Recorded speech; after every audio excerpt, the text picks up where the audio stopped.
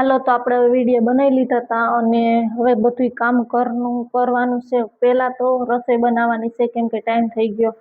જો મોડું થઈ જાય તોય મને પ્રોબ્લેમ કેમ કે સવારે ઉઠાય નહીં. એટલે આજે તો હું 6:30 જ વાગ્યા છે ને રસોઈ બનાવવાનું પહેલું તો કામ કરી નાખીશ ચાલુ. એટલે એ વહેલું જમાઈ જાય પછી આ બધું જે ઘરનું કામ પડ્યું છે ને એ બધું કરીશ. પણ હજી જોઈએ ને તો એ તો બહાર તડકો એવો હશે 6:30 થઈ ગયા તો જો બહારનો તડકો કેવો હશે. ખાલી તમે બહારનો નજારો જોવો કેવો તડકો ને બધું છે. અને આ બધું ઘરનું કામ એ પડ્યું છે પણ એ હમણાં થોડીક વાર પહેલા હું જમવાનું બનાવી નાખી પછી આ બધું જે પડ્યું છે ને એ કરીશ. પહેલા તો મારા સ્ટેન્ડનું કંઈક કરાવવું પડશે કેમ કે આનું ઓલું થઈ ગયું છે ખરાબ. એટલે આને રિપેર કરાવવા માટે જવું પડશે. પછી મારે આજે બનાવવાની હતી ભાખરી ને એટલે સરસ મજાનો ભાખરીનો લોટ બાંધી લઉં. પહેલાં તેમાં નાખીએ ઘી જેથી કરીને સરસ સોફ્ટ થાય અને ઘી તો પણ જામી ગયું છે. આપણે ચમચીથી પહેલાં તો કાઢવું પડશે.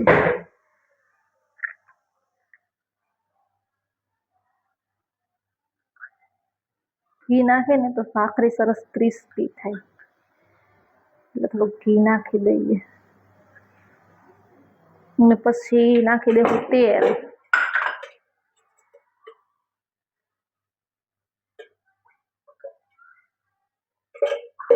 પછી એને પછી મીઠું નાખતા ભૂલાઈ જાય ને તો એ લોચા પડે કેમ કે ભાખરી થઈ જાય મોરી. બધાનું સાંભળવાનું થાય મોરી ભાખરી બનાવી. એના કરતાં પહેલાંથી જ ધ્યાન રાખીને સરસ ભાખરી બનાવીને નાખી દીધું મીઠું. ખારી થઈ ગઈ માર ઉપરની.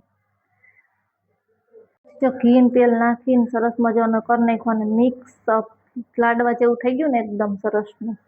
હવે આપણે આમાં ધીમે ધીમે થોડું પાણી નાખીને બાંધશું. ઢીલો ના થઈ જાય કેમ કે મને ને મારાથી તો ઢીલો જ થઈ જાય છે. એટલે તો ફાઇનલી બંધ થઈ ગયો આપણો લોટ. હવે આપણે આને વણવાનું ચાલુ કરશું. એટલે પહેલાં લઈ લેવું પાટલો. કરીએ ટ્રાય કોક દીક તો કરવી પડશે ને આજની તો કાલ. તો આપણે ચાલુ કરી દઈએ ભાખરી વણવાની. તેરા સરાફા ગીત વાગતા હોય ને કામ કરવાની મજા જ બહુ વધારે આવે. પણ શું કરું મારે આમાં કોપીરાઇટ આવી જાય છે. નકર તો હું તમને બધાને સંભળાવું ને હું સાંભળું પણ હવે શું કરું આમાં મારે કોપીરાઇટ આવી જાય છે. એટલે એ તો પોસિબલ જ નથી. તો મારા મોઢાના જ ગીત આપણે સાંભળી લઈએ. તેરા સરાફા कैसा है हमदम जैसे चमके. મને વણીને જોડે જોડે ચોળવતા નથી આવડતું. એટલે પહેલાં બધી વણી લઈશ કેમ કે 5 જ ભાખરી છે. શું વાર લાગશે. તો પહેલાં બધી વણી લઈશ ને પછી એકહારે શેકી દઈશ. એટલે ટેન્શન ખતમ. બધી ભાખરી સરસ મજાની વણાઈ ગઈ છે. હવે આપણે ભાખરી ચોળવવાની છે એટલે તાવડી મૂકી દેવું ગેસ ઉપર. પછી કામકાજ કરશું. આ તો બધું ચાલુ શેકવાનું.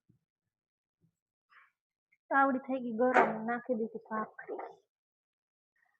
જોજો કેમ કે ભાખરી બનાવશું ને આજે તમારે બનાવવાના હતી ભાખરી. એટલે સરસ મજાનો એવો ભાખરીનો લોટ બાંધીને કરી દીધો તો રેડી. પાણી નાખીને બાંધી લીધો તો સરસ મજાના નાના ગોરીંડા કરી લીધા હતા કેમ કે મારે આજે બનાવવાની હતી ભાખરી. અને બીજી બાજુ બનાવવાનું શાક હતું એટલે સેવનું શાક બનાવવાનું હતું. તેલ લઈ લીધું અને બની ગયું આપણું સરસ મજાનું સેવનું શાક. હવે આપણે એને થોડીક વાર મિક્સ કરી નાખીએ જેથી કરીને સરસ મજાનું ઉકળી જાય. તો થોડીક વાર વેઇટ કરીએ એટલે સરસ મજાનું ઉકળી જાય. અને પછી ઉકળી જાય એટલે એમાં નાખી દેવું સરસ મજાની એવી સેવ ઉકળી જાય એટલે થોડુંક વાર મિક્સઅપ કરવું પડે જેમથી કરીને સરખું સેટ થઈ જાય. અને પછી જો બની ગયું મારું ફાઇનલી સેવનું શાક અને ભાખરી. જો તમારે બધાને ખાવી હોય તો આવી જાવ. સારું હવે અમે જમી લઈએ. અને આનો ફૂલ લોક જોવો હોય તો મારી ચેનલમાં આવી ગયો છે. Bye bye.